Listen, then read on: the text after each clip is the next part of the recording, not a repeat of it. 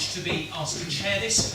If we haven't met before, I've recognised quite a few faces amongst you, but if we haven't met before, my name is Richard Frank, and I'm the vicar of All Souls Church, which is the parish just north of the A316, and it's a Victorian red brick church nestled comfortably behind the Elsa Tavern. As a local resident of nearly 10 years, I have plenty of strong opinions about everything that I've seen come up tonight, and that I guess might come up.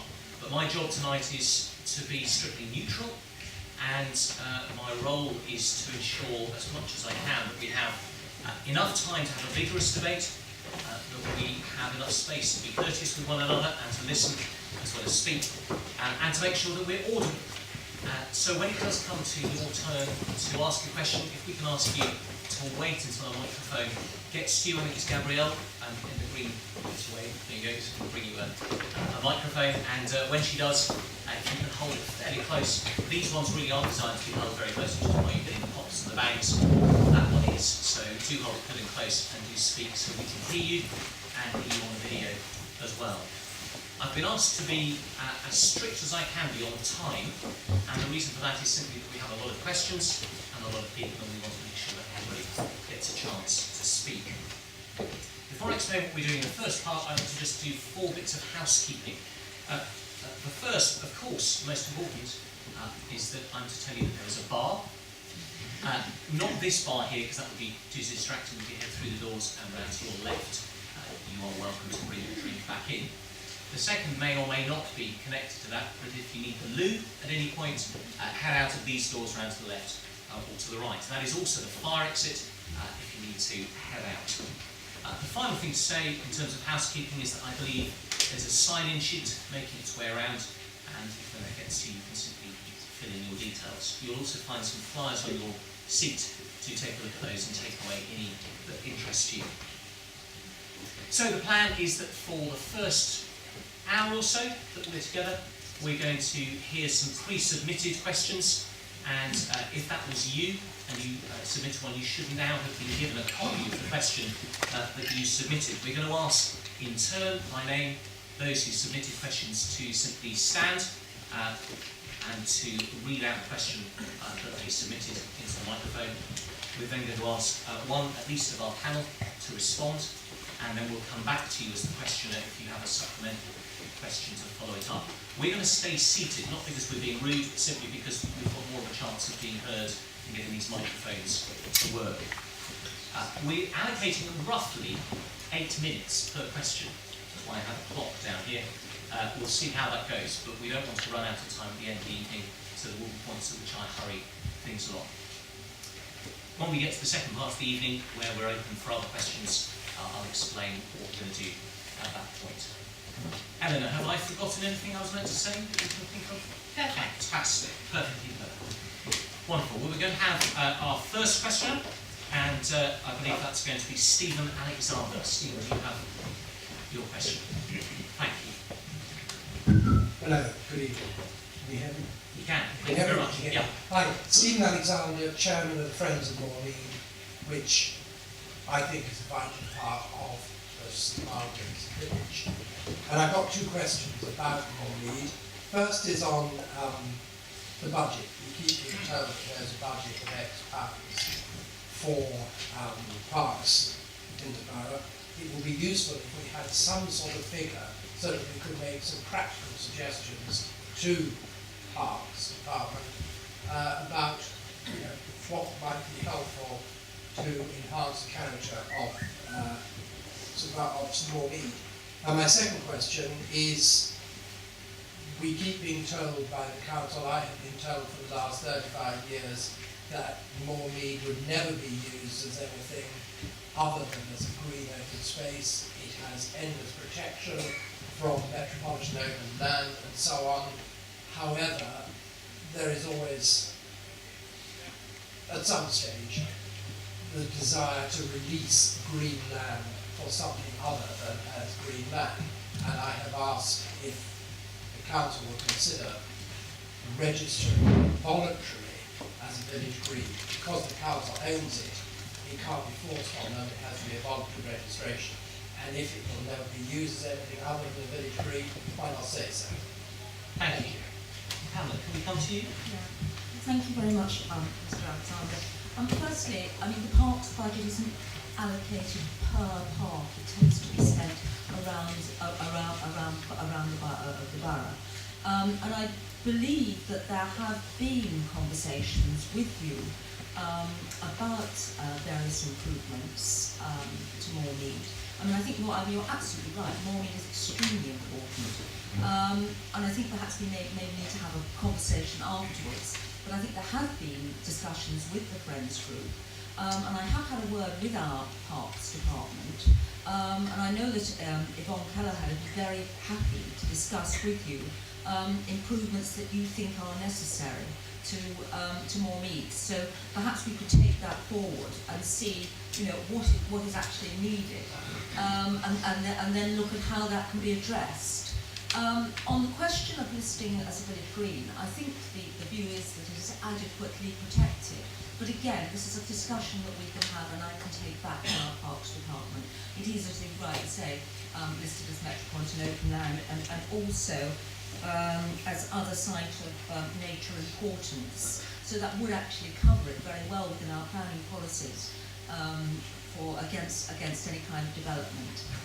But obviously, it's something I can have another word with our officers about.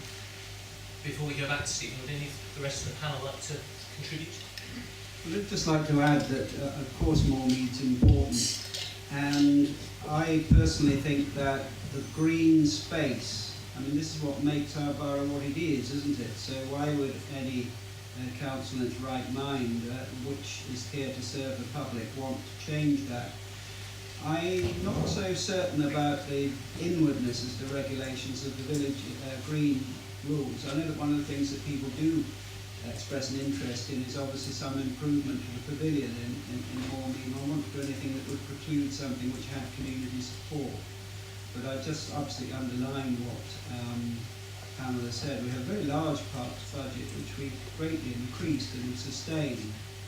And obviously there will be ideas on the table, other ideas that come forward through the village planning process. And we can certainly discuss figures and timings and what might be possible.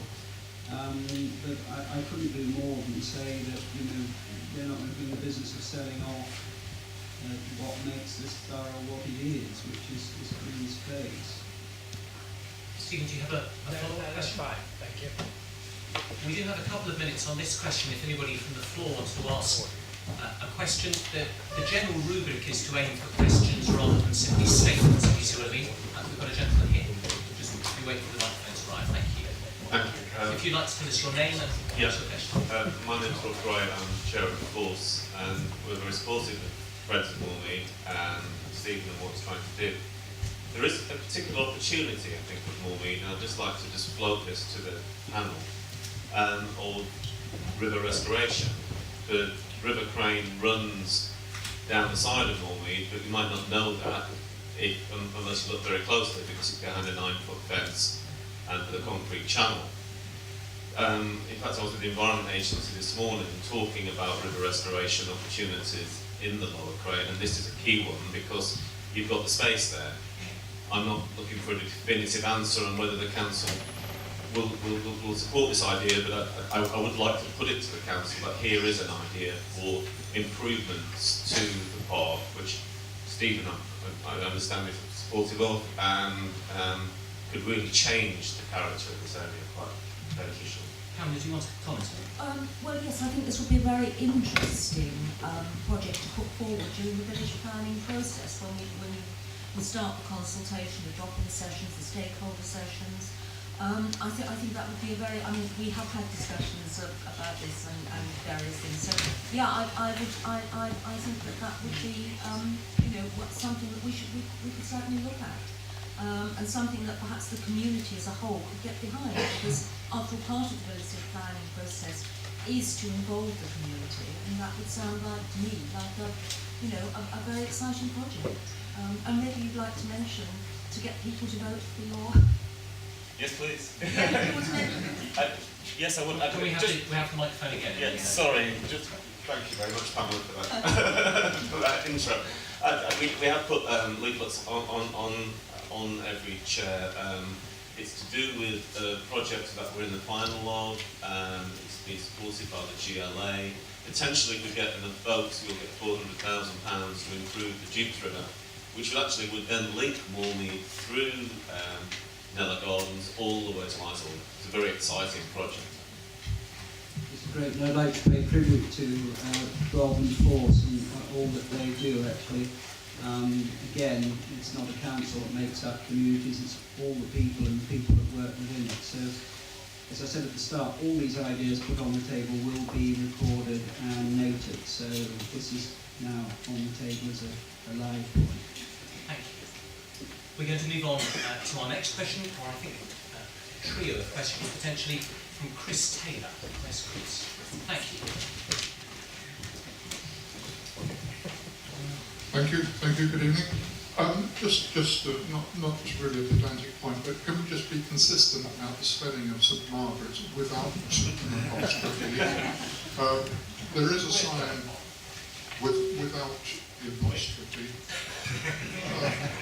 You keep going with your question, and then we'll hear. But there is a sign at the St Margaret's roundabout which points to St Margaret's apostrophe S station, but the station itself has no apostrophe. The signs on the platforms have no apostrophe, and the apostrophe has been dropped historically, rather like St Albans. So the council's recent leaflet did include the apostrophe. And your second question? The second question is that once upon a time there was a parish called St Margaret's on Thames. Yes, still is. My parish. There you go. Thank you. Forgive my ignorance. I'm not going to comment. How nice would it be, how charming, and how would the estate agents like it to call the new village, or the reinvented village, St Margaret's on Thames, like Henley on Thames, Richmond on Thames, and so on and so forth. That would be rather nice. And if the council is talking about a village, how more apt could St Margaret's on Thames be? And thirdly and finally, more seriously, is that if the council is talking about a village, where is St Margaret's? We don't know where it is, because there are no signposts to it. There are no announcements as you approach St Margaret's that you are entering St Margaret's, apart from the station. If you go to Whitton or Twickenham or Richmond and so on, you see signs pointing to those locations, but not to St Margaret's. And finally, I think that could be combined with a road safety slogan, something like "Drive safely through St Margaret's on Thames." Thank you. I'm going to come to you first, Pamela. Thank you very much. How's your spelling? Well, first, yes, I know. This is all a bit mintrustic, isn't it? And I believe it was actually originally named after St Margaret's House, wasn't it? Which did have an apostrophe. Well, I think we need to watch our signage and our spelling if we're all going to be consistent about St Margaret's without an apostrophe. St Margaret's on Thames, well, I suppose, it does sound, I agree, it does sound very, very, very attractive originally. But I suppose then we'll have, everybody else wanting to be Twickenham on Thames. So, because we, it is actually Richmond upon Thames is a borough. But it's certainly something that can be considered when we're doing the village planning process. The signage, the actual demarcation, that's quite interesting, because I know that a number of village areas and town centres say that they would like to see some kind of signage. I know that that there's sort of resistance about it from officers and obviously from street scene people who don't like the cut-up. But I think again it's something that we can look at. People are very proud of their areas.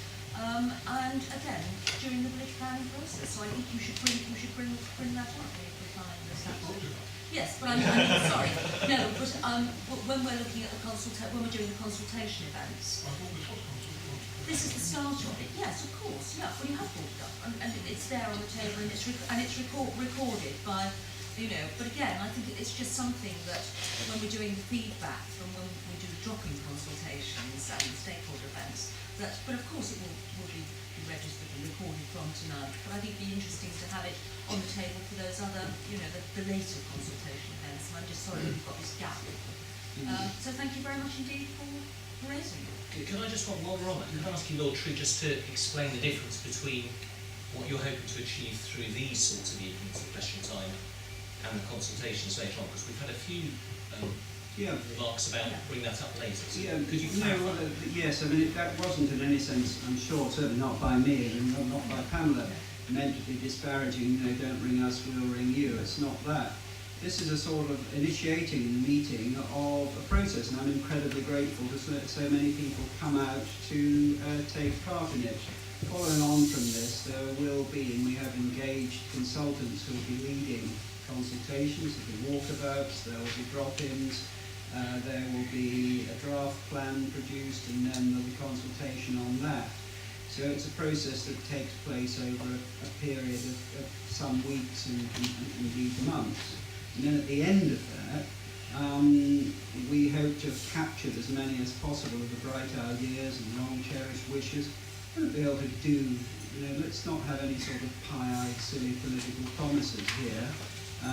Not everything that people want to see happen will be enabled to happen, but we'll actually understand ourselves and our various communities what, in the best of intentions and the best of the world, we'd like to see happen. Some of those things will be possible. The other thing I would say is that we didn't impose, I know village sounds a bit folksy, I personally think St Margarets is rather a village, but so I think Easheen, which is where I live, is a village despite the South Circular Road running through it. We'll come on to the A316, I've no doubt later. We asked people, one of the things when we did the all-in-one survey, the first question we actually asked was people to say, where do you live? Now, it seemed a rather odd question, but the really purpose of that was to actually allow people to express what was the place they felt meant most to them. So the idea of the village of St Margarets and the village of Easheen, Strawberry Hill and so on, that came out of that questioning. So the boundaries are not absolutely precise. It's not like a postal district. Some people may feel an affinity to St Margaret's who are maybe outliers, and some people so. So the boundaries are slightly fuzzy, and we don't want to exclude anybody. We want to take everybody who feels that they belong to St Margaret's involved. So putting signs all around the edge, like you're coming into the Soviet zone of Berlin, as I remember in the days of the Cold War. St Margaret's sector, yeah. It might be difficult, but you could certainly have something at the heart. It's a great issue to raise. Apostrophes. I wasn't to blame for this one. We accept the correction. I'm afraid I spend half my time saying that apostrophes should go into council documents where people leave them out. But St Margaret's on Thames is an exception, and I apologise for putting things on the show. Does that explain it? No, I'm very helpful. May I just sort of add, it is really sort of, there are two processes to this. There is the refresh of the village plan, because there is already a village plan, but it's a refresh of that and to get new ideas. But it's also on this now to draw up a supplementary planning document that will be embedded into our planning policies.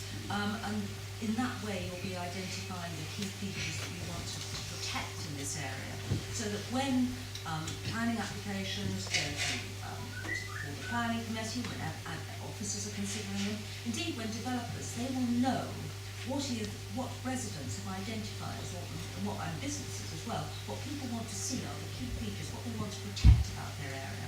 So this is the sort of, there are two sides to this, both the village plan and the supplementary planning document. Yeah, I'm aware that we've slightly run over our 8 minutes, but we did use some of your You time tell to me talk to about shut other up, things. No, not at all. Couldn't possibly. But would you like to come back with a supplemental question? Thank you. Let's move on to our third question, and this time that's from Alison Hawkins. Thank you. Are they linked to each other? Yeah. So just that first one. Thank you. Okay. You can hold it. Thank you. Okay, so I have two questions, but I'm just asking the first one. Thank you. at this moment. Okay. It's actually to do with school places. Obviously St Margarets is heavily, densely populated with families. There's a lot of pressure with our primary schools. I would like to know why the council is supporting free schools as a solution to providing school places. I personally believe it's an opt-out strategy. Free schools can set their own admission policies and are not required to be inspected by local authorities. What is the council doing to invest in extra school places in St Margaret's to enable families to gain admission to their nearest school? The majority of capital investment I have seen has gone into schools in Twickenham and Teddington. When are we in St Margaret's and East Twickenham going to benefit from investment from monies we pay you? Yes. And then obviously turn to my right. Yes, can you hear me? So thank you for that. It's an incredibly important question. It is one of our highest priorities as a council, and I'll come to it in this particular area. It is actually our most challenging area in the borough. So let me deal with the free school question first and why that's part of the solution. The quick answer to that is that it is the system now. That free schools are the way that new schools are created. We are not allowed to propose our own schools and to create our own schools. We can expand our schools, but free schools are the way that new schools happen. Now, I will say we do support free schools. That is not to say that the policy is perfect. We would like to be able to be more active in creating new schools. At the moment, we are our power is to influence. We've got very close relationships with the Educational Funding Authority, so the central authority that provides funding for new schools. We're welcoming to free school providers coming in. We would like to be able to be more proactive. So that's one thing we would like to see a change in the policy. On the other hand, we've had 6 new free schools approved in our borough, and we expect to see more. And having proactive, high-quality groups come in to help with the launch of new schools actually is very helpful for us. And it would be a challenge for us to be expanding new schools to that level on our own. So we do support free schools, but it has to be part of the system because that's the only way that new schools get created. Now, in this area, this St Margarets East Twickenham is the area that officers and I spend most of our time looking at.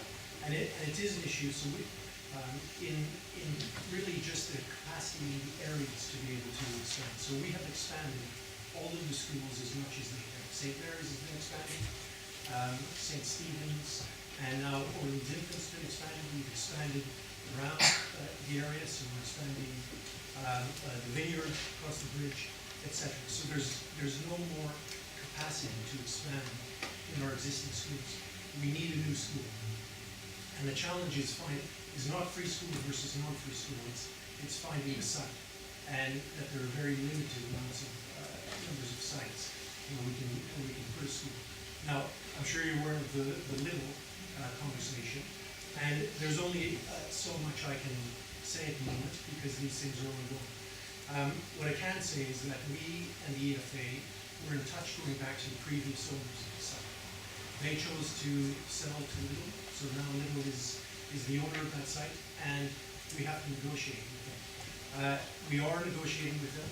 I would like to see I think it would be best for the community to see a school on that site. It would be dual use, that site. Those negotiations are ongoing, and until they're confirmed, Little is keeping all of their options open. But I think we've got a very positive discussion happening at the moment, and we're going to continue to work with the EFA and to try to get that sorted. But we do need more capacity in the area, absolutely. So would you like to come back with a supplemental? That's all well and good, but everything, I understand what you're saying, but the thing about free schools is they can set their own admissions policies. They don't have to have children from the local community go to their schools. They can offer places to anybody from anywhere. But our experience. So that's a yes. So I'm right in that, yes? No, they have more freedom, but it is our experience that they can. But they follow the legally, admissions what you're process. saying is that you hope that they will endeavour to work with community to populate their school with children from this area, but they're not under any legal obligation I'm to do that. I'm confident that they will. That's not an issue that we're Well, worried it- about in this area. Well, it would be an issue if they didn't do that.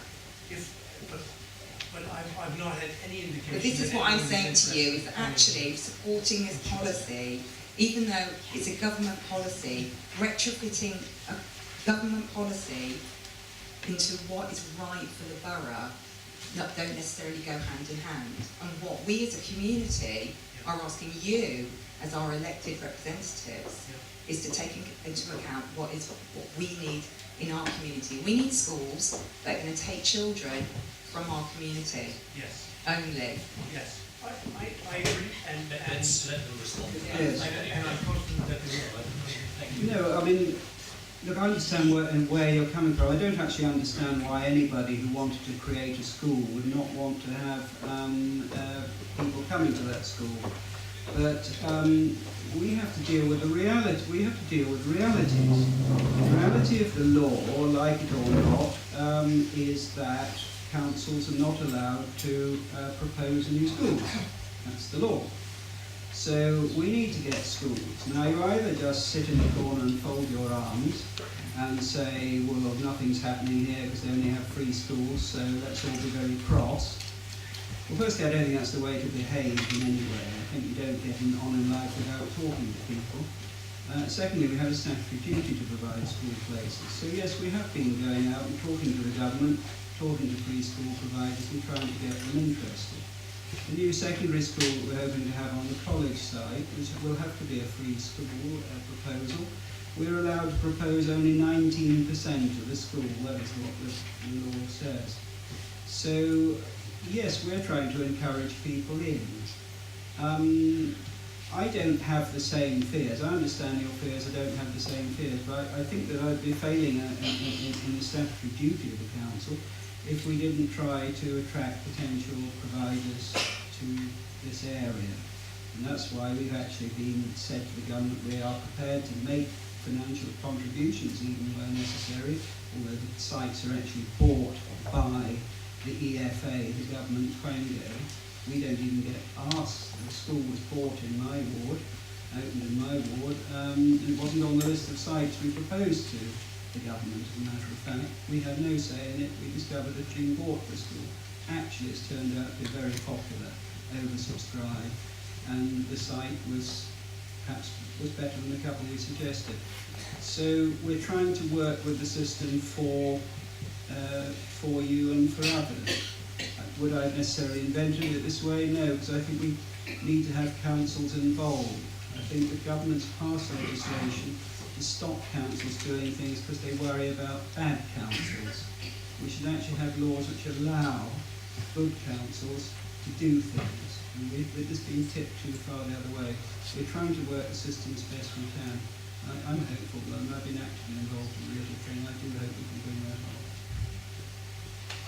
The reminder just to give you is that there will be in the second half of the evening a chance to come back with any further questions. So I'm going to move things on simply because we've taken our time there, but I'm sure that there will be more questions on this and other areas in the second part of the evening, so thank you.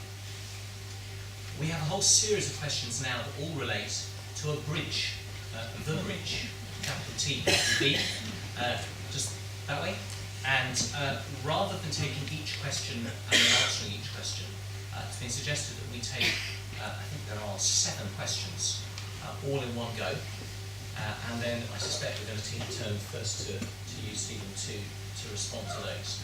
So if we can hear each of the questions first, once Stephen has had a chance to respond, we'll give each of the questioners a chance to come back, so we will make sure everybody gets a chance to ask. So if we're going to start first with Richard Farish. There's Richard. Richard. I'm just asking it on his behalf. Absolutely. Change. For clearing that up. Richmond Council's Mini Holland proposal bid recognised the financial benefit of £1 million a year by maintaining traffic flow on the A316 as per the Transport for London's 2012 report. If keeping traffic flowing all along the A316 is such an obvious benefit to the area, both financially and for public health, why is yet another crossing with lights being permitted to be installed by the St Margarets roundabout rather than maintaining or renewing the existing footbridge, which will benefit commuters and especially school children for generations to come? Thank you. Do we have a question from Martin Habel or Havel? Okay, Martin. Thank you. Given the fact that the crossing is a prime pedestrian route to schools and station, that traffic pollution is greatest at junctions and roundabouts, and given the proven greater vulnerability of children to pollution, should not the provision of a bridge be prioritised as a health measure, taking precedent over wheel-based traffic? And could I just also add, if it's a question of cost, perhaps the RFU could sponsor the bridge with a gateway to Twickenham and Rugby. Thank you. Now we have a question my guess is probably we could save some applause for the end simply because otherwise we're going to run out of time, but I just want to get through the questions. So it's, are you Julia? Yes. Parish, so I think you have a question as well. Yeah. It's a good guess on my part. Yeah. Okay. This is Julia, yeah. If Richmond Council is genuinely intent on improving St Margaret's residents' quality of life, then why has the Council failed to act with regards to Transport for London's plans to demolish the A316 footbridge at St Margaret's roundabout and introduce a fatal alternative, the Toucan crossing? Road traffic accidents, escalating pollution at St Stephen's Primary School due to waiting traffic throughout the day, and the resulting gridlock will cause unthinkable health issues and knock-on negativity to local businesses in the borough through lost hours waiting on or near that roundabout. I mean, I'm sure we've all spent, a lot of time just sitting there waiting, and there's not even that extra crossing yet. I'll go back to the question. So instead of passing the baton and blaming Transport for London, what about putting the needs of your council taxpayers first and acting on behalf of the community on this issue? And thank you. And then a question from Mitchell Hawes. Mitchell. Thank you. It's a follow-up to Julia's point, which concerns the pollution levels and traffic levels. We've been in regular email exchanges with several councillors who've been extremely helpful, I have to say, on trying to glean information as to why this came about in the first place. There's been two answers given to us thus far as to why this bridge was proposed for removal.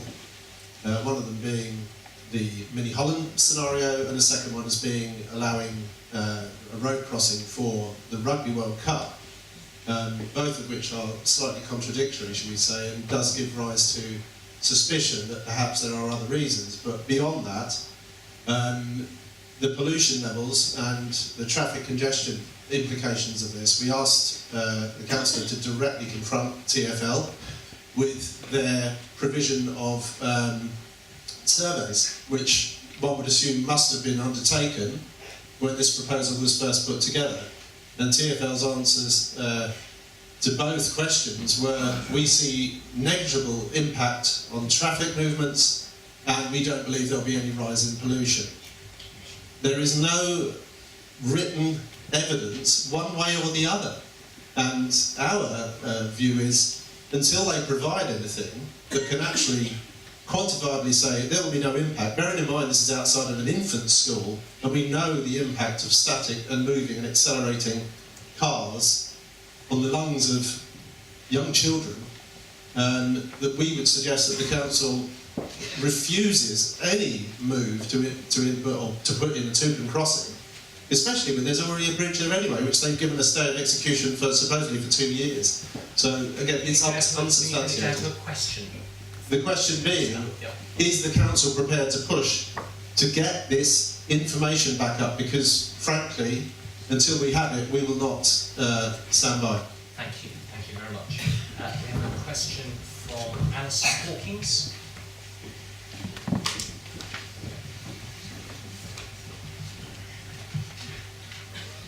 Pretty much on the same lines. What is Richmond Council doing to reduce pollution near our local schools? Primarily, St Stephen's Primary School, located less than 2 metres from the A316, the proposed introduction of the Toucan crossing at St Margarets roundabout is at odds with the GLA and Parliament Select Committee advice for reducing toxic pollutants near schools. The A316 already exceeds carbon monoxide parameters, according to the Department of Transport website. Why are you implementing a strategy in partnership with TfL, increasing levels of idling traffic 2 metres away from a school playground? So I want to know what your pollution strategy is, but primarily around primary schools. Thank you. And Ali Bromley. Thank you. Another big one. TfL received 1,022 responses to the consultation around the removal of the St Margarets 316 footbridge. Of those 1,022 responses, only 109 of them had been told directly by TfL about the consultation, so they've been mailed. So this is clearly a subject that many residents feel very strongly about. 90% of those responses opposed the bridge removal. 11 out of the 14 stakeholders, that is to say businesses and schools, etc., also opposed its removal.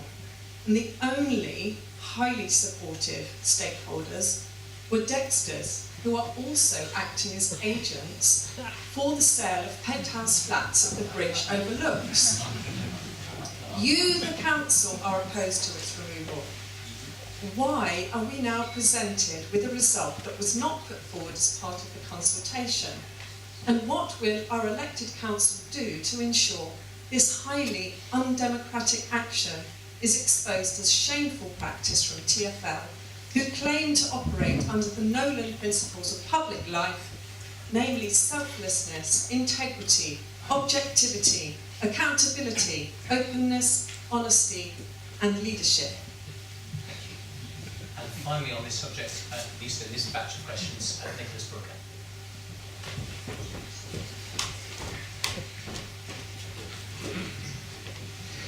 Nick Brooker on behalf of St Stephen's School. Thank you, Mr. Frank. And you'll pick up a theme running through this. During the working week, governors and staff at St Stephen's Primary School are responsible for the health and safety of 420 children, 4 to 11-year-olds. They're located, as you'll have gathered, very adjacent to the A316. And our location makes us very aware of the potential increases in pollution.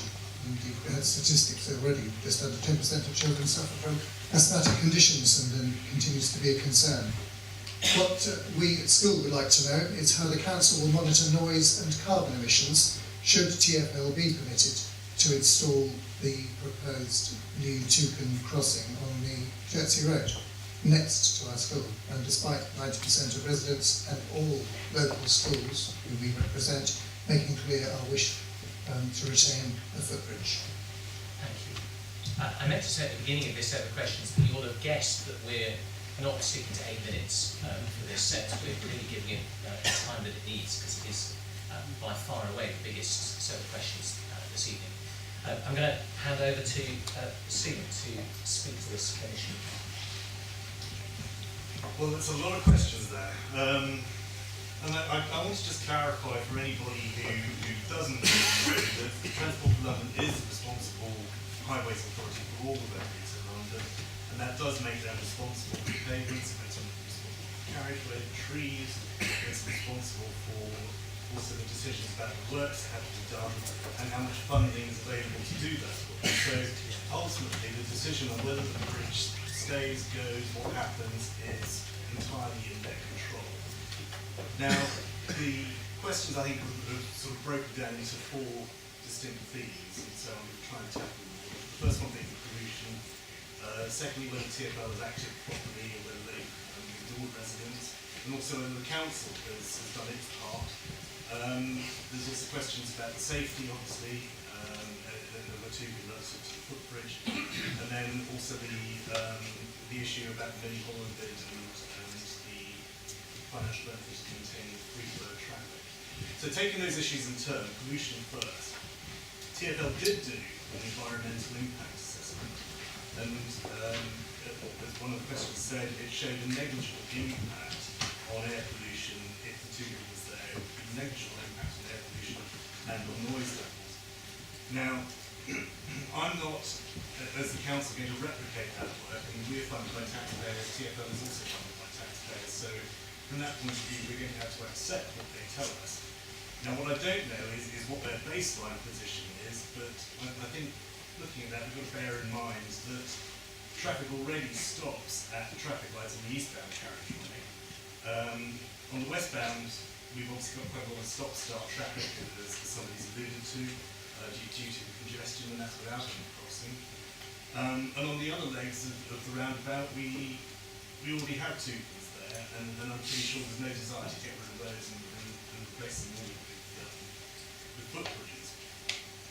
So, in many respects, I think the bigger issue that we need to be thinking about is what can we do about pollution generally. And to that end, TfL is in the throes of introducing an ultra-low emissions policy, with the views trying to control NOx, nitrous oxide emissions, and particulates with diesel CO2. So that's the sort of approach, if you like, that I think is going to be the better one, given the reality of the A316. The other important thing that I think we've got to remember is that the toucan was the desire for the toucan is driven by the desire to make cycling easier. And more people cycling is obviously fewer people driving, and on the upside to that, you can say in a roundabout way that the toucan is helping to reduce emissions by virtue of enabling cycling. Well, I promise we'll give people a chance to come back. Okay, because I think there's lots of people who want to come back. We'll make sure we do. Okay. From the point of view of what the borough itself is doing, we are researching air quality, not at that location, but we are researching quality at right behind. That work is at the moment underway, so I don't have anything that I can report on that.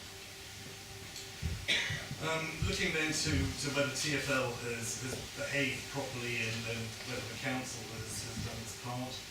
The bridge was, of course, built in the 1970s, and it was only meant to be there for about 10 or so years. The idea being in those days you segregate pedestrians from, and the A316 is how much high speed. So the idea was to segregate people from that, and the expected life of the bridge was only about 5 to 10 years. Obviously, we're now sort of 40 years down the road, and the bridge has been maintained regularly. But I'm told the foundations have been weakened over the years, and the design of the bridge itself is also trapping water, and that is leading to corrosion of the members. So the bridge itself is on borrowed time. TfL came up with the idea of let's remove the bridge and promote the cycling with, I think, the best of intentions. They want to, or they realise that the bridge is not disabled friendly, and at-grade crossing through the two can be used by the disabled, and it obviously is easy for cyclists to use. So, and bearing in mind also that as far as they was concerned, the bridge needed to be replaced. So they did the consultation, which ran from 9th of June to the 18th of July, and the aim of the consultation was to identify issues that they've had to have thought of, and to collect opinion from the community.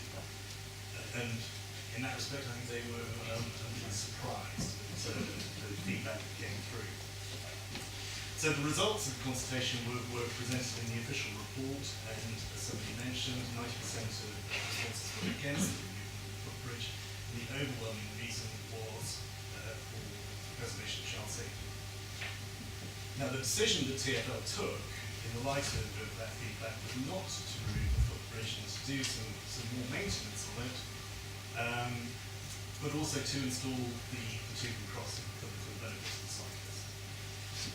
Now, in 2 years, it's a stay of execution. I think that's what some people have said. stay of execution for them to review the situation in 2 years' time and to try and sort of understand really what the right footbridge is to be. Now, I don't think on the balance of everything that I know, I don't think it's fair to say that TfL has ignored this feedback, but they are the responsible agency and they will take the decisions. So turning then to the council's role, I have to say I don't really understand some of the distortions and some of the politically motivated comments that have been made about the council's role. We, as the council, responded formally to TfL on July the 9th, and we stated, quote, the council cannot support the removal of the footbridge and would urge that TfL looks again at the costs and feasibility of a new bridge. So that is the council's stated position. In November, I responded to a question in council from Councillor Acton, confirmed that was the council's position, so it's slightly irksome to find comments on the website saying that the Richmond Council is not supporting the community. That's clearly not the case.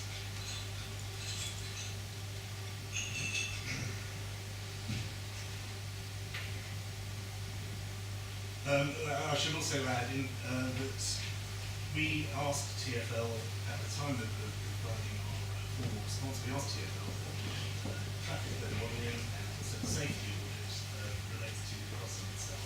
Now we haven't received that, and we have gone back to them again in January and asked them to provide again. So we are trying to get the information that support that now being looked into. Turning to the safety issues of the Toucan, obviously the bridge does allow complete separation of children and cars, but there's no inherent reason to believe that the Toucan is unsafe. The whole purpose is the traffic is stopped and people are able to cross. The Toucan also is obviously something that's equitable, reciprocal for the disabled, whereas the bridge is not. And turning it around, I mean, if anybody actually goes to advocate that we need the bridge over all the other roads and to remove the Toucans there, we can remain safety, I don't think that's going to happen. Right, sorry. I hope I don't have to start all over again. I think that many people would obviously, in respect of safety, would be happy to see slower speeds outside the school. And from that point of view, we should bear in mind that the Toucan crossing, by virtue of stopping the traffic, is also contributing to slowing of speeds outside the school. That will also temper the acceleration that you get at the moment when the road isn't congested, the acceleration that you get off the roundabout. So in that respect, the Toucan could be contributing to safety.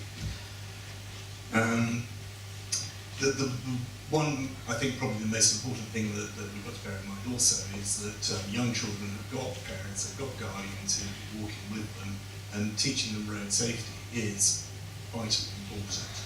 The council contributes to that through the schools, and that is an important lesson that will help, if you like, in terms of enhancing safety of crossings.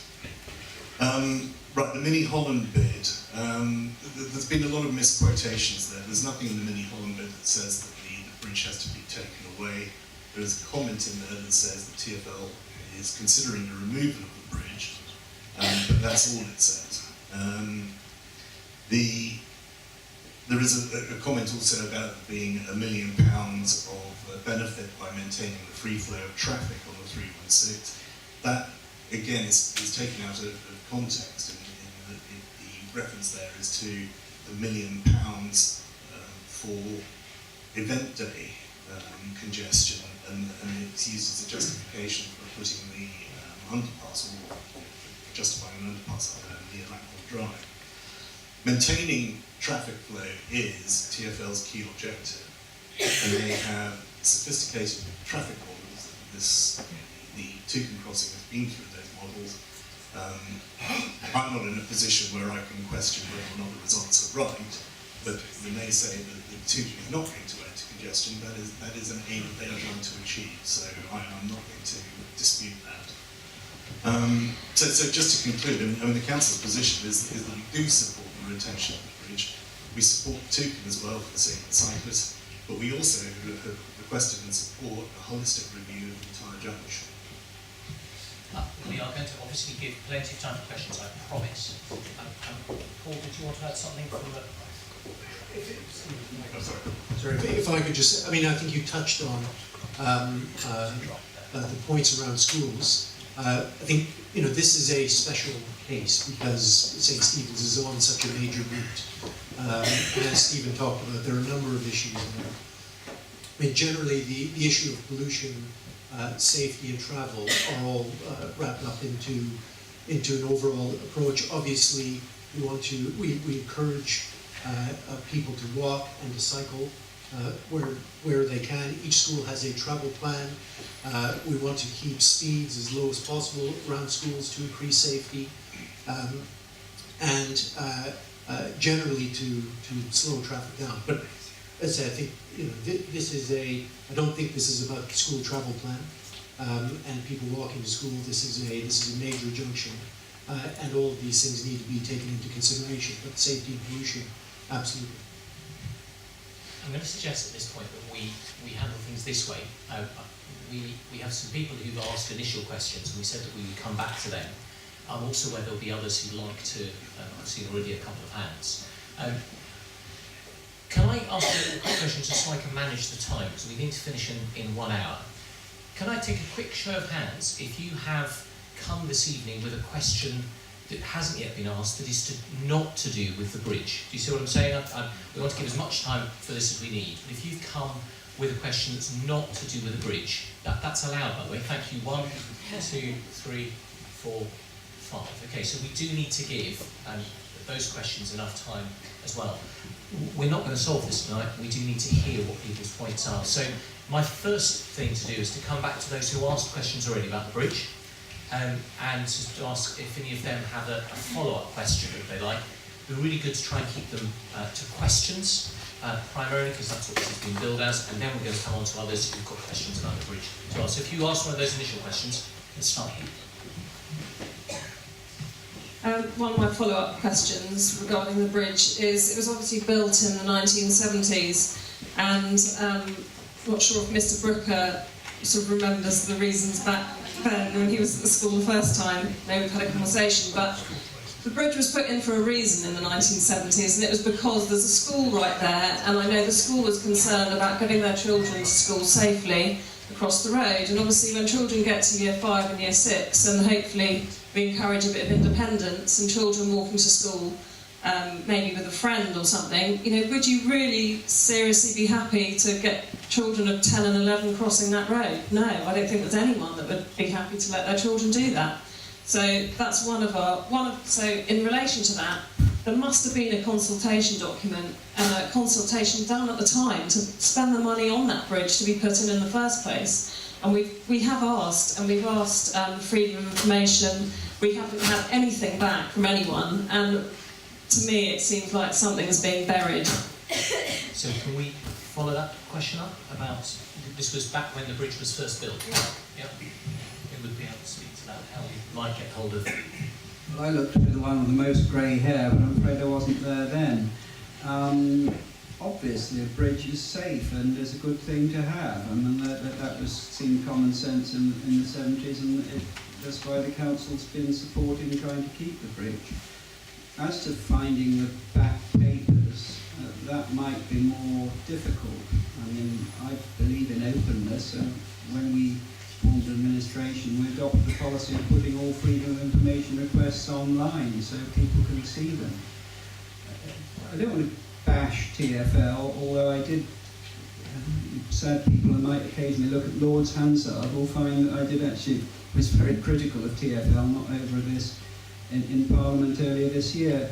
It is a huge organisation, massive organisation with hundreds of millions of pounds to spend, led by extremely highly paid set of public officials, very dedicated people, who don't have to be elected, who are not accountable. And they care about what they do, which is running buses and keeping the traffic flowing and doing all those things. but it's not the nature of the beast that they're set up to listen. Big bureaucratic organisations are not like that. It's not going to solve this problem, but I think TfL needs to be broken up, and I have advocated this in Parliament. I don't think that council would ever probably get back control of big roads like the A316, and as I said earlier, I've got the South Circular Road going through my ward past the machine primary, so I know precisely the thoughts you've got in mind. But I think that councils do have to have some more powers back from TfL, and I do think we need to keep that debate alive, and some of these kind of controversies contribute to that. But I can't answer the question in time sense, but I did want to inject that thought into the conversation. Thank you. There was strong opposition to the bridge. That's your memory about that. There was. Be interested to see if we can get hold of the consultant. Who was the chairman of the British Museum of Trustees, the permanent secretary of the Department of One Person, the second one, the permanent secretary, led the opposition because it was felt the bridge would separate the St Margarets community. That people couldn't get to the other side. And so she stood on the road protesting in order to get the light that we have now. So people can walk across. It's an odd concept that a bridge separates the community. How can an old person walk up over the bridge? Do I take it that that question about the consultation document heard and will be followed up on? Let's see if we'll ask them, but I doubt we have it. Do you want to come to Ali for the next follow-up question? I just want to note, Stephen, whether you realise in the response to the consultation that TfL said the bridge could be removed in the next 2 years without warning. So does that mean they would not warn you, council, or us, the community? What they've said, and you're absolutely right, Do you want to use this? They have protected themselves from the point of view of if those foundations fail or if the structural members fail, then obviously they have to close the bridge and they have to close it immediately. You know, there is nothing that can be done about that. So that's their protection. But what they have said is that they will consult with the community. They've made that commitment to consult with the community, of which the council can be considered part, if there is any plan to remove the bridge. So, you know, if you like, we have to go through the whole process again. Anybody else who asked an initial question would like to follow up? So we'll carry on. Yeah, Thank you. Yeah, the alleys, that's good. Okay. Yeah, I understand. I met with TfL and the councillors, the other Lib Dem councillors that were very, very happy with Caroline Pigeon. I understand how difficult trying to upwardly manage a Quango is. And let's accept that we can't. Okay, TfL, just bench that for a minute. What I want from the council is you have a duty of care for our children, okay, in our schools, your schools, for their safety, for their health, for their well-being. What are you doing to invest in anti-pollution measures, green walls, give us some capital investment to offset pollution? You have a duty of care to help us reduce pollution. What are your plans? Thank you. Very specific question there about reducing pollution. Who's going to speak? We had a resolution at the last council meeting to refer the latest parliamentary committee report on pollution to all schools, and we will be sending, drawing attention to the problems, potential problems of pollution. And I'm sure that schools that, unlike obviously St Stephen's, which is thinking about it a lot, will begin to respond and think of those problems. Then we will have to see with the community, between school budgets and other things, what may or may not be able to be afforded. But it was just the last council meeting we had a resolution to draw schools' attention to this issue. But I know it's not enough, you're wanting action, but we need to look at cost, price, etc. But it's very live, and you're very right to make that point. I don't actually think it's a political point. I think that, I'm happy to say here on the platform, I see Councillor Acton there, who's a Liberal Democrat, excellent councillor and a good friend of mine. can we just work together as communities and deal with it? I'm sorry, Ben, I see Councillor Koza there. You know, we're all trying to grapple with these things, and I do take your point, and we'll have a dialogue with schools, and I'm sure if you want to add to that, Paul, you may. No, I think yeah. So, others who, Nick?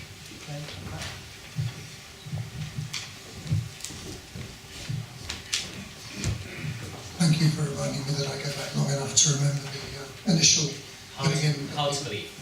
Thank you for that. But I also remember going back a number of years when there was a concern about the lead content in petrol. I thought most of you not to know that there used to be lead in petrol.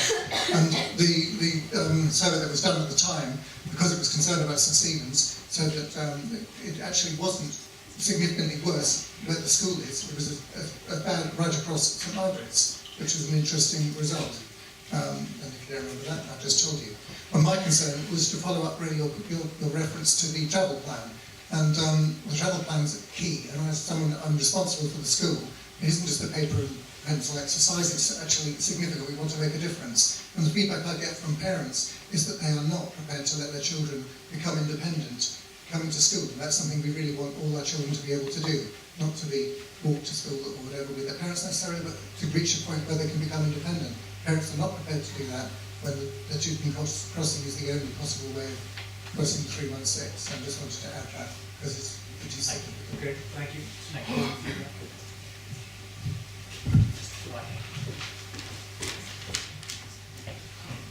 If I could just clarify my earlier question, there seems to be a fear in TfL of setting precedent.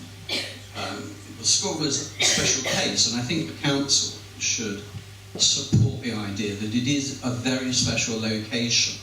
You've got an old building which by its nature would leak pollution, unlike the new ones. It's got vulnerable small children. The Toucan crossing, from the literature that's been published, has a pause of 1 minute waiting time.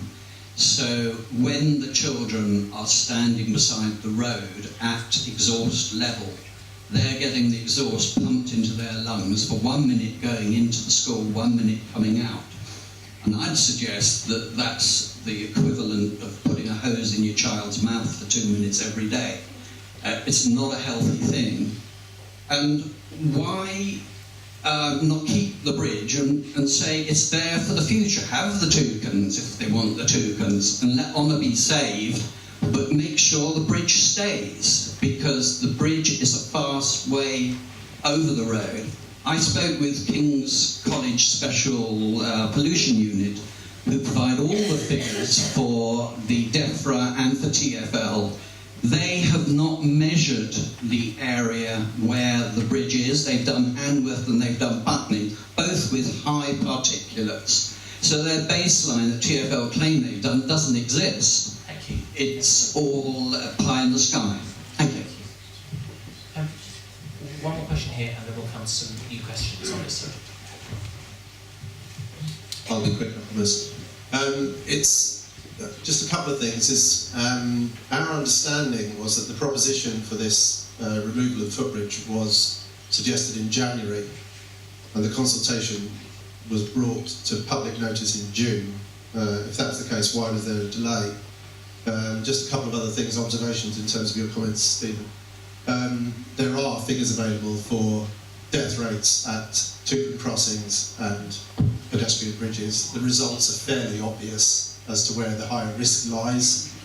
So I don't really think it's quite correct to suggest they're anywhere remotely level, because they're not, and I think you should know that. We quite like appropriate costings for reparations to the footbridge. I mean, the local MP Vince Coleman has suggested new materials that are available that are vastly cheaper to actually repair and restore or completely replace this bridge. And how much is the Toucan crossing cost in comparison to the bridge? I mean, again, these questions I don't think TfL have actively answered, and our questions, because the implications are so important to us. As I said to Councillor Raymond the other day, you will not get a more emotive topic than the protection of our children. So. Thank you. So one specific question, which was to you, Stephen, about the Toucan crossing death rates, and then there was another one about the TfL consultation period. We'd like to come back to that. I don't have the Toucan Crossing death rates. I mean, obviously they can be looked up, but the point I wasn't trying to say that a footbridge and a Toucan Crossing are level. I mean, they obviously are not. And the footbridge obviously has the edge. But you know, what I ought to say to start off with in terms of the TfL consultation period, the first announcement that I'm aware of the potential removal of the footbridge is actually March 2010, and that was to Caroline Pigeon. So yeah, that was the first time that I'm aware that it was publicly announced that the bridge may go. So you know, there has been, as I said before, there has been this sort of stale execution, and we get to the stage now where the relative costs, as I mean, these are not official, but you know, based on other locations, the Toucan Crossing is probably about 70,000, say under 100,000 to build. The bridge is more in tune of £1 million.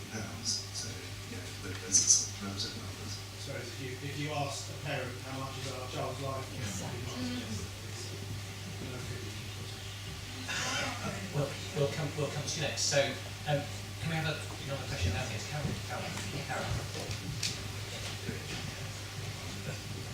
Hi, it's not really a question, it's coming back, Stephen, on some of the points that you made. I've been in email correspondent with Peter Bradley, who is the head of consultations for public engagement for TfL, and in my email correspondence with him, I asked him some questions about the motivations of TfL for the Toucan Crossing, and he said, clearly mirroring what you've said about disabled people and cyclists, which I thought was rather odd given that there was a foot level crossing 50 metres away. Peter was unaware that there was a foot level crossing and that there were 3 other Toucan crossings within the immediate vicinity of the bridge. He was unaware that that was the case in his email back to me. So he said that he wanted to give people equal access to get across that road, and my response was there is equal access. We've got a 100% safe option for children to go across the bridge, where the statistics clearly show nobody has ever been killed on the bridge. Or if you have a buggy, or you're a cyclist, or you're disabled, you have another option which is right there for you to use. And I'm very unsure as to the level of research that has been done to back this decision up, because I think the community feel if there were a valid reason for the bridge to go, we would all listen to it, but we can see no reason to warrant the removal of the bridge. I would just like to also, I'm sorry, because I did ask an official question, but it wasn't long. I'd like to know who in the council wrote the email, or what department is our contact to support us. You said that the council is pro our cause to try and save the bridge. Who's the person that is supporting us? Where does that email come from? Because we don't have a point of contact. I'll take the last first. I mean, it was me. So, I mean, the email itself goes in the name of the officers, but it was passed through me. So, because you don't sound very pro keeping the bridge. I don't know how I can say that I'm any more pro when you know, the council's decision was we want the bridge, we want to support having the bridge, and we're having this, and we're having the Toucan Crossing. So. Do you want to comment on the other parts? I suppose what I want to help, I suppose to clarify my question is, if we're doing things legally by the book, the TfL consultation proposed that the removal of the bridge, that it was the proposal that would be the removal of the bridge and the insert of a Toucan Crossing. The local community has said that they're not happy with that, so they've listened to that. Do they not have to do another official consultation to do something that wasn't in the first one? So if they want to put the Toucan Crossing in, separate to removal of the bridge, surely we should have another consultation period for the local community to assess that then, if we're going to go by the book. I don't think there's any specific need to go through another consultation on that. You know, TfL have obviously taken the decision that they didn't need to. What an undemocratic decision. We have to hear. In the name, I think, therefore, of the safety and also the whole business of trying to ensure that the disabled have equal access to be able to get across the road, which at the But moment they have. They can. I'm going to break in here at the moment. The time is marching on to 10 to 8. These are things that we feel about very deeply and appropriately so. We've promised that across this evening we will give people a chance to ask questions about a range of things. It's not that I'm assuming at this point that all the questions have been asked about the bridge, nor that everything has been answered to everybody or anybody's satisfaction, but we have given it 40-45 minutes of our time. I do need to give some time for these 5 questions that people have turned up here to ask. So at this point, I'm going to move us on and suggest that over the coming weeks and months, these dialogues continue, and Stephen has said that he's a point of contact, so that sounds like the place to go. If I may, we will make sure TfL knows what's said at this meeting, I can assure you. Thank you. Thank you. So, we've got the opportunity for some brief questions on other matters apart from the bridge. If you can raise your hands, I'll point to you, and when the microphone comes to you, if you can state it as clearly and briefly as you can as a question, and then the appropriate council member will attempt to answer. So, maybe over here. Thank you. If you'd like to state your name and your question. My name is Eric Eustace, and I live in Marlborough Park in St Margarets. If you'd like to just hold it up a little bit close to your mouth, thank you. My name is Eric Eustace, and I live in Marlborough Park in St Margarets Road. Every night we get a great number of foxes coming across from the park. The playground is St Margarets Road, Norman Avenue, Brown Road, all around there, every night they're there. They are now clearly during the day, and the last few days they've been outside my house. I'm very concerned about a lot of young children obviously in the area, in buggies, on scooters. So my question is, I know I've asked this question at the previous evening when we had the meetings like this, and I've never had a proper answer. But has the council ever considered some form of culling to Richmond? Thank you. Pamela, would it be appropriate to come to you? I'm certainly not. I'm not aware of us having considered any form of culling. I mean, I do sympathise with you. I mean, I have it very close to me where I live as well. And in fact, I take my dogs out later at night, and I probably come across 6 or 7 foxes. So I do understand. There is of course always opposition to culling. But I think I mean I will certainly talk to officers. But I do understand. And I do understand. I'm very sympathetic to your concern about this. Also, I add something to that on a London-wide thing, because funny enough, you might think leaders of councils have better things to discuss, but it was actually come up at one of our recent sort of meetings in London councils, and it obviously is a London-wide problem. I personally don't like the things, and we all suffer from them, and I think there is now enough evidence that in certain circumstances, as they begin to lose fear, they can actually pose a danger. On the other hand, I went to visit a constituent the other day who's pointed proudly into the back garden and said, "Have you seen my lovely fox there? You know, I feed him every day." So there is a division of opinion. I think if there were to be a cull, it would have to be done on a London-wide basis, because although foxes are quite territorial, they do move a lot. And it would be something we might have to take up with the Mayor of London. We would have to get a weight of opinion, because there would be people who would come out and oppose any cull. Can I ask how people would make their opinions known so you knew there was a weight? Well, we would have to put forward a proposition that we were considering doing this, and then if we would have to see whether people supported it or opposed it.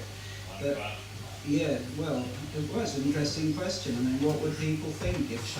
Yeah, that's a good idea. Well, a quick straw poll, simply not to democratic votes, so that our councillors here, cabinet members see, and those of you who would, let's put it gently at least, who would be keen that the council explore the possibility of a cull of foxes. Let's put it like that. Okay, and those who would oppose? The healthy division. I guess about 2/3 in favour, about 1/3 against, roughly. In the Twitter era, a third can make a lot of noise and thread. But no, it's a very interesting response. Thank you very much. Could I just say, I was actually attacked by a fox at 10 o'clock a few weeks ago in the centre of Twickenham, and saved by the two men in Pinchot's restaurant and chased it off. So I just think I would have been against it until that happened to me. Thank you. Thank you. Okay, but you'll follow this up. Thank you. Another question, please. I'm Angela Kidner. I've lived here since 1977. In the light of the relaxation of planning controls on private house and developments, and on the pressure on open space for redevelopment, we rely very much on our conservation areas. They're terribly important. However, in this particular area of East Twickenham and also St Margarets, all of the conservation area statements have not been updated for 14 years, apart from the one for St Margaret's grounds. And I wonder at what point, maybe this is for Pamela, at what point do those conservation area advice run out of relevance, really, and when will they stop being any use in our planning system? Thank you. Pamela. Well, I mean, this is when we're doing the supplementary planning documents for all of the areas, we can actually look at this at the same time. And it will be looking, I mean, I don't know if you've looked at the Kew and Whitton and Heathfield supplementary planning documents that include records of the conservation areas and the character areas. And so we can certainly look at this. I mean, it's an important point for us to consider. So it's something you will do at that yes, point? Yes. You have to aware with all the two updates given the village staff, it takes a lot of time to bring the conservation area study up to date. Well, yes, it does, but I mean, I certainly think when we're doing the supplementary planning documents and we're doing all the walk-arounds, this is something that we can look at the same time. I mean, I think it's an important point, so I'm not going, but I will take it back. I think we can certainly, we will have to look at what we can do. I mean, we're certainly looking at the conservation areas as we go around, but I think it would, you're quite right about the length of time it would take to bring them all up, to date. But it is actually, I mean, very, very important that all those features and that they have real meaning when applications go to planning. Thank you. Do we have another question? Right at the back. There's two at the back, so you can fight it out between yourselves as to who's first. You're taller, you can have it. You need a microphone first, there you go. Your name first? Adrian James, I live just down on Winchester Road. 3 points. The first one, just a tiny comment about the bridge, but the main points are about More Mead Park and the sort of street vista in St Margarets. Okay, we're going to focus on questions if you can. Yeah. So the first point around traffic flow for the bridge, the gentleman on the left said that he had to trust TfL guidance on traffic flow. I'm sort of inclined to agree with you, but considering if you think what it would be like to drive through with a two-pin stopping, it might be worth the council actually investing in an independent traffic consultant to have a look at it, because it seems incredible to think the traffic flow would be just as smooth. But anyway, sorry, that's the point. So just a request for More Mead Park, 2 requests. One for an adult exercise area. We have a small group for More Mead Park Residents Association led by, I think, Stephen Alexander. And we've discussed all sorts of things, and the council have done some things. But one of the things we discussed was just having a very simple, pull-up bars and dip bars and just an adult sports area. Just to, there are a few of us who were slightly interested in ourselves, but I think it could be relatively simple and something we'd like to add. And the building, the sort of sports what's it called? Pavilion in More Mead Park. I understand it's a very difficult building to deal with. There have been some ideas around could it be a coffee shop and that sort of thing. And I personally believe that needs a business case. and I wonder whether it exists, but I'm not putting one forward, so that's not the issue. But it's a building which is used to store children's stuff. It's got asbestos in it. It needs to be dealt with at some point. So whether it's this summer or in the next 5 years, I think it'd be useful if the council can budget for it and work out what it's going to do with it. Thank you. Is there anything you want to add to the comments that you made on More Mead from before and to respond to those? I think they're clear comments. The bits of equipment sound like the sort of thing I spent all my time trying to avoid when I was at school. But we'll take the comments away and feed them in. Thank you. Just to add to it, I happen to work near Brentford, and they put us in the sort of facility with these very, and I think down in Nether Gardens as well, in Twickenham, and the things must cost a fortune. None of the people I spoke to need that. We need a few bars that look a bit prettier than scaffolding, and that's it. If it costs more than £2,000, just say no, we don't want it, don't waste the money. Thank you. So, main point... Is it a question? It is. Good, go for it. I'm trying to make it into a question. The street view in St Margarets, the vista, the stores, it's a lovely area we live in. The house, property prices, everything's gone up. And actually, if you look at the view, some stores do a good job. I think, even Tesco and Harrison Hall, probably unpopular to say, look nice. I mean, just very simply, I'm not necessarily a designer, but they look pleasant, they're not scruffy. You look a bit further on to a very useful corner newsagent, Broadway, bright green acetate sign, looks awful. And then, there's some sandwich shops, some are good, some are bad. But I would have thought, in general, we're quite keen to have a fairly standardised view and something which makes the place look attractive and fits in the legislation.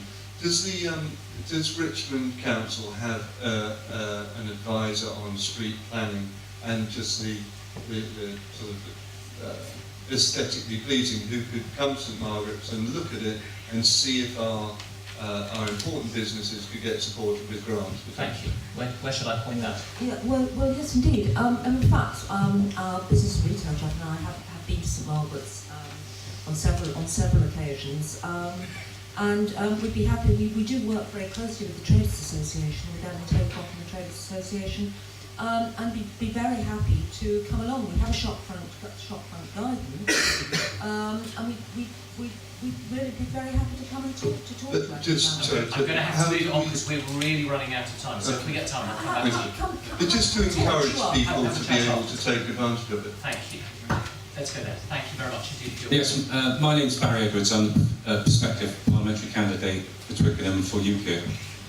It says in the London plan that the population of London, the growth is now so deep-seated that it will take something amazing to change this. And as Richmond is growing at 1% per year, it doesn't take a lot of mathematics to calculate that we will need 41,000 new houses by 2050 and another 84,000 houses by 2085. What is the council doing to make provision for this? And the second part of the question is, when you've got the opportunity to use neighbourhood plans for the community to make a decision to have a statutory planning guidance placed to protect this open space, then why are we using village plans which have no statutory power at all? Thank you. So do you want to deal with them both together or separately? Yeah, in terms of the number of houses, obviously we're very aware of that, and where we possibly can, we ask for contributions to affordable housing. We're constantly looking for very high quality builds. One of the things that we don't want to do, though, is have uncontrolled building.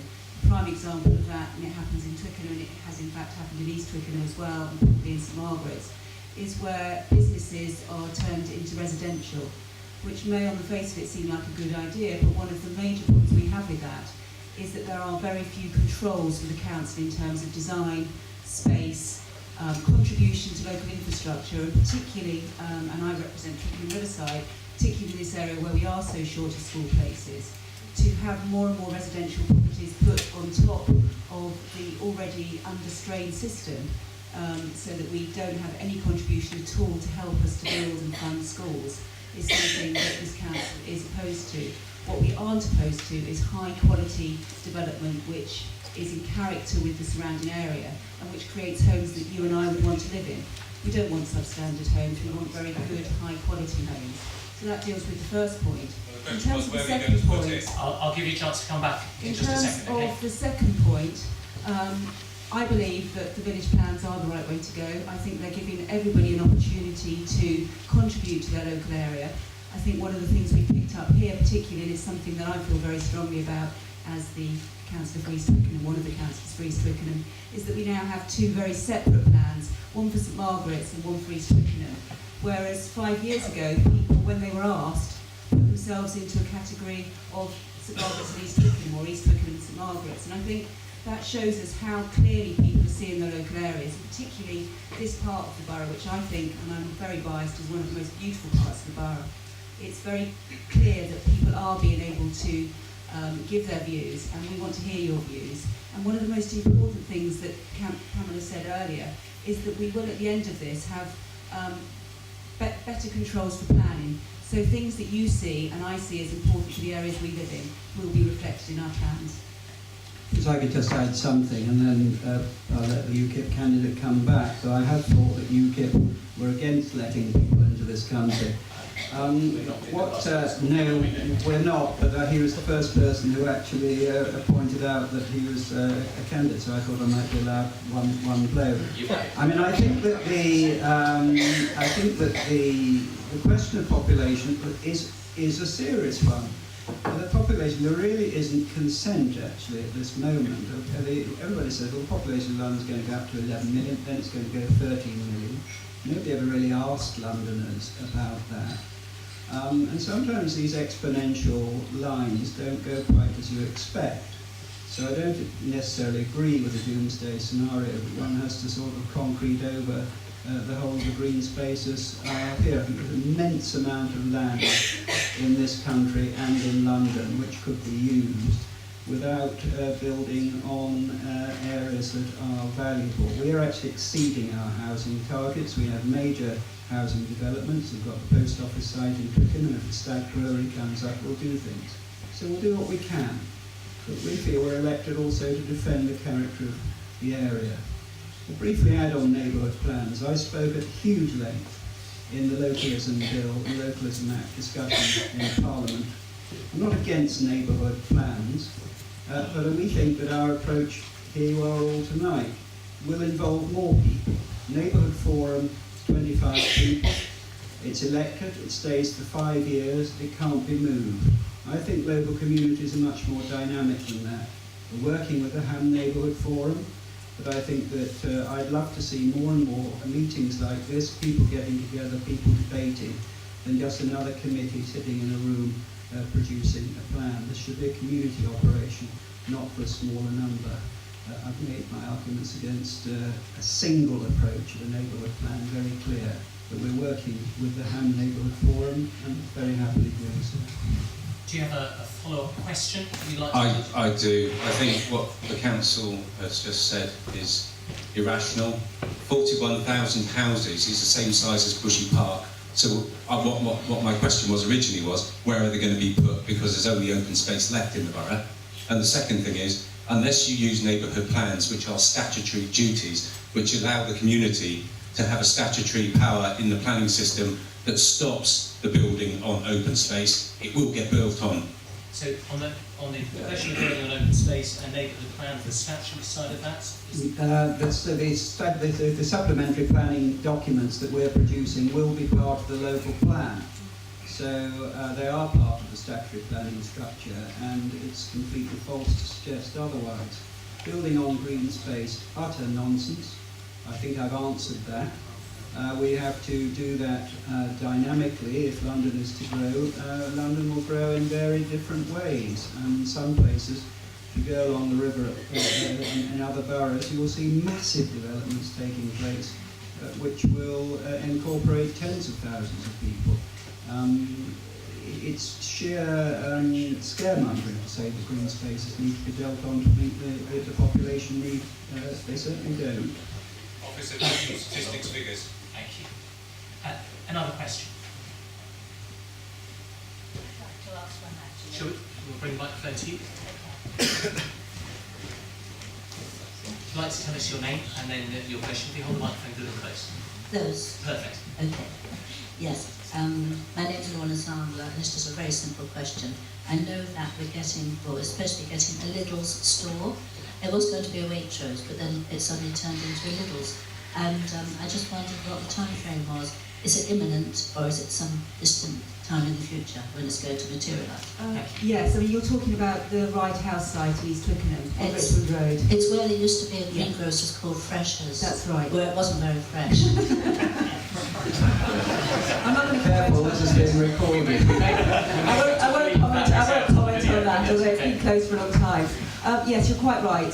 There's been a number of suggestions in terms of what supermarket would go there, but 2 years ago there was an application for a supermarket and a travel lodge. I think in the end it was going to be a Sainsbury's. That was refused at planning committee. It was very strongly, we very strongly were against it as a community in East Twickenham. The position now is that the owners of that site have sold to Lidl, and Lidl have yet to put in a planning application. They have done a pre-application consultation, which was about 3 months ago, and I was there, and it was attended by the vast majority, I would have said, of East Twickenham, who expressed their views very strongly about what they would and wouldn't like there. Obviously, the council's position is very clear. We would like to see a school on that site. We have identified it as a site that we think is right for a school, and now that all we can do is work as closely as we possibly can with Lidl to make sure that there is a school on that site with dual use, which is because there is a retail element already on that site, as you pointed out, and so that's what we're doing. So in terms of a time frame, I'm afraid I don't have one, but the council will do everything it can to work with Lidl to get something happening there as quickly as possible, because it's an eyesore at the moment. Thank you. Another question? Just see if this is you haven't asked one, so we will come to you, but would you like to go to the lady? I'm Lynn Boltwood, and I've lived in the borough for over 20 years. I cycle. Do any of you cycle?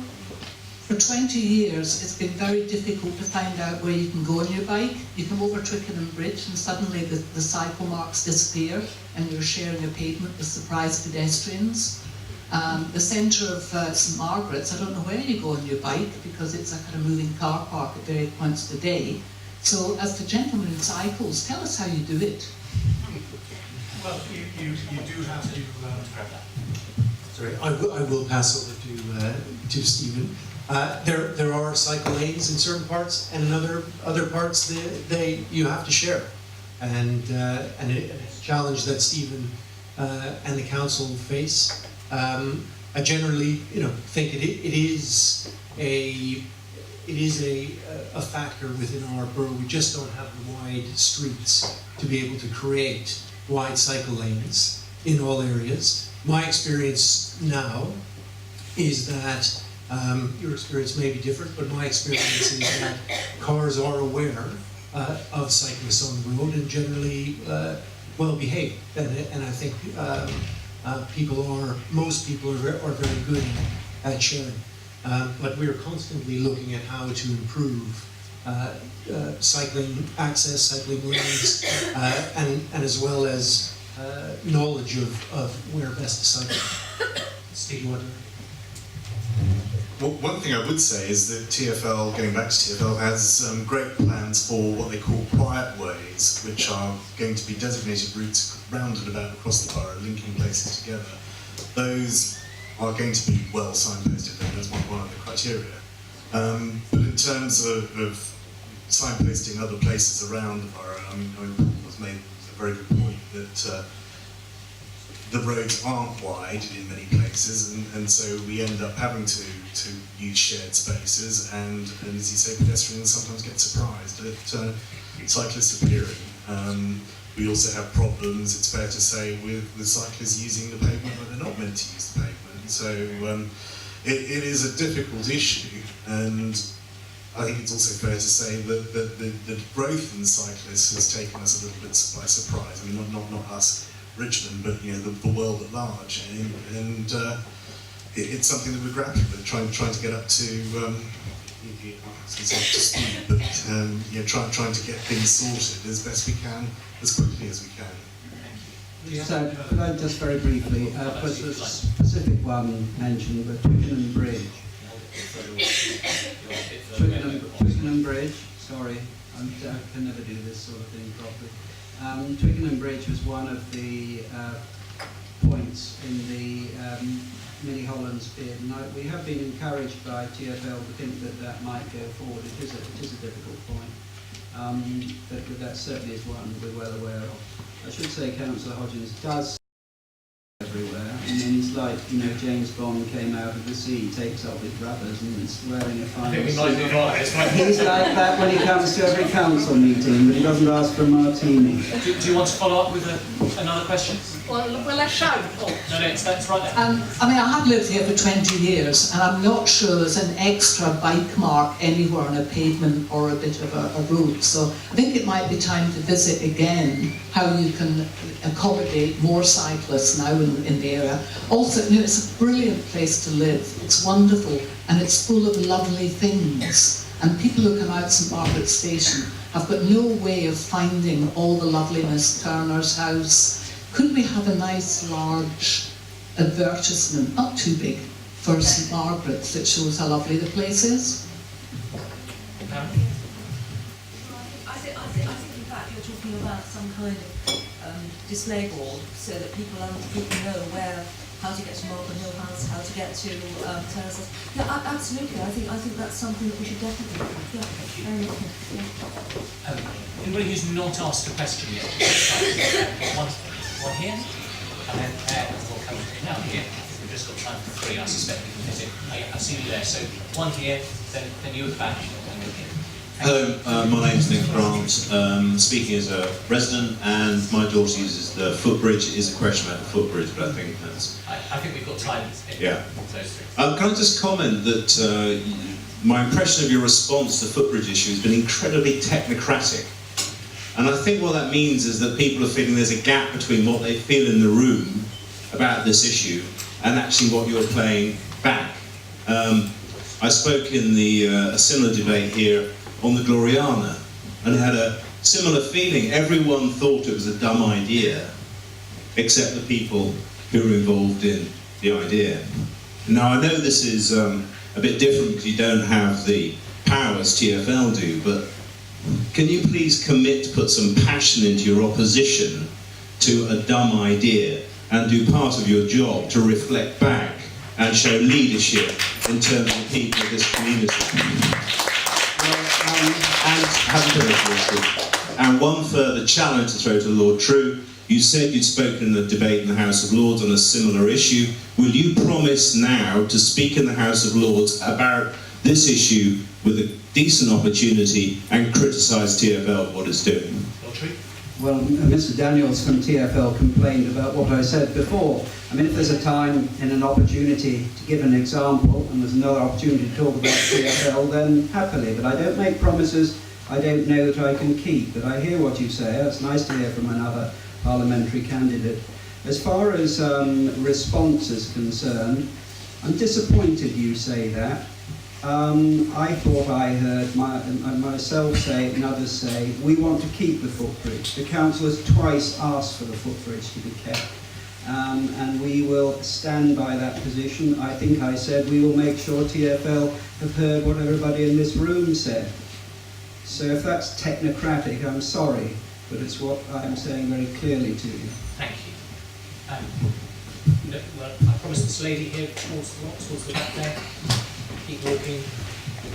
Just there. Fantastic. You'd like to tell us your name and your question? Hi, my name's Suzanne. I live around the corner, as some of you will know. I would just like to say that St Margaret's, as many people in this room have pointed out, is a wonderful area with a great deal of many types of cultural heritage. We have film studios, we have the Riverside, and many other things, including the Turner House. I would like to suggest that the idea that Lynn came up with could be perhaps taken forwards a step further as a culture trail through St Margaret's to put St Margaret's really on the map and join up some of the wonderful dots that we have in this area and focus on the positive cultural heritage of St Margaret's, which is worldwide in terms of not only the arts but sport, and make the most of that in terms of putting St Margaret's positively on the map. Thank you. I'm hearing lots of murmurs of support up here. Does anybody specifically want to speak to them? Definitely, I think it's a very good idea. You probably know that they've done a tourist trail in Barnes, which has been extremely successful. And you know, I think we should. We can talk to the Traders Association and generally talk about doing it. Yeah, I think it's an excellent idea. Thank you. Thank you. I think we have time for one more.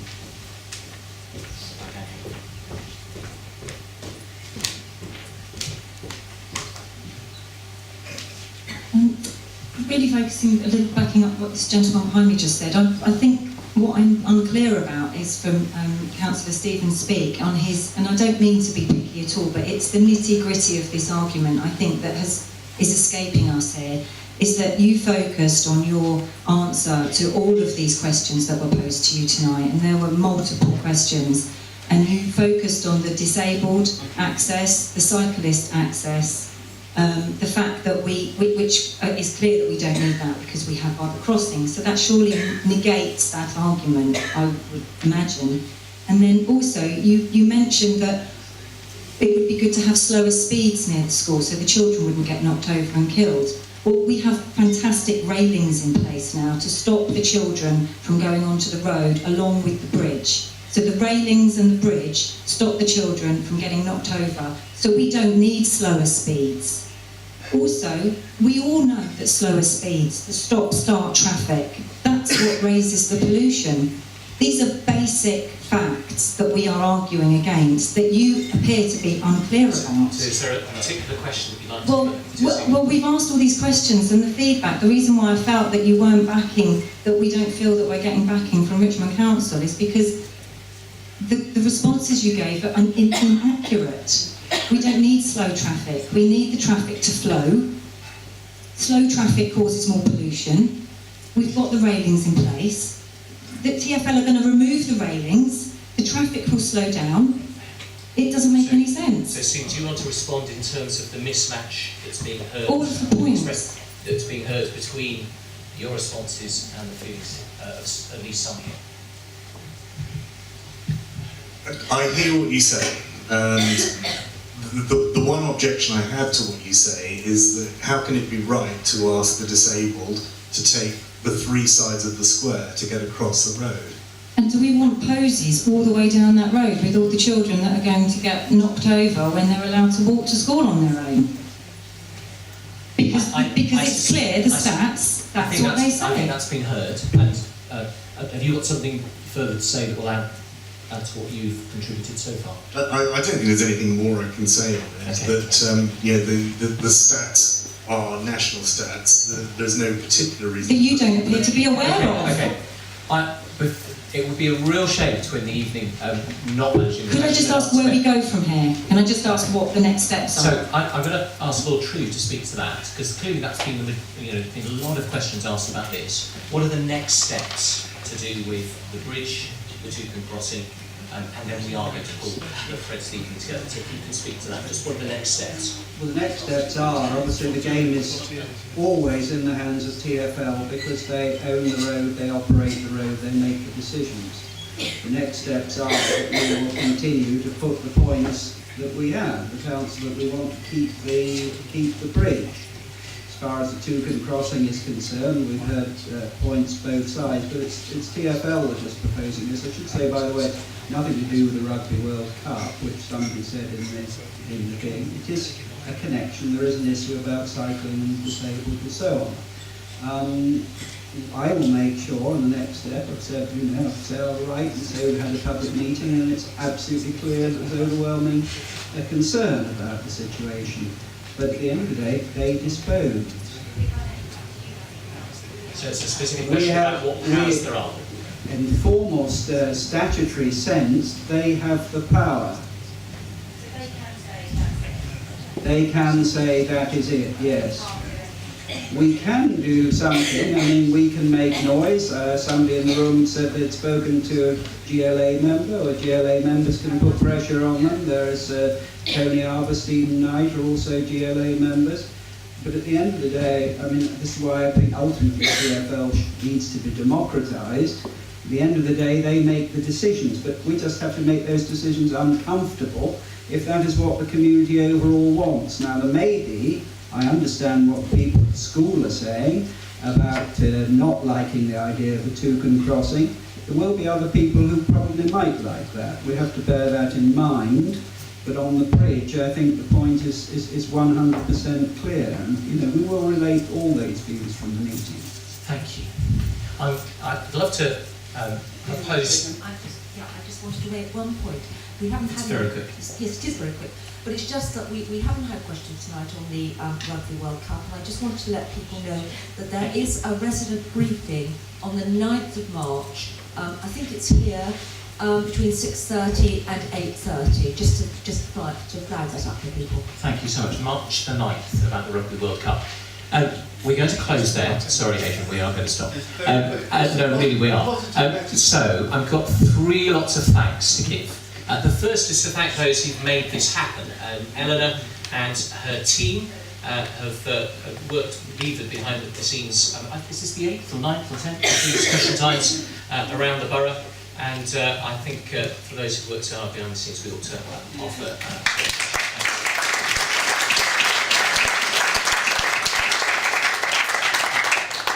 Secondly, on your behalf, this isn't about whether we approve any of us of any particular answer or not. We ought to express our thanks to Lord Trew and to the other council members, cabinet members who've given their time to be here tonight and have tried to answer our questions. So, to them too.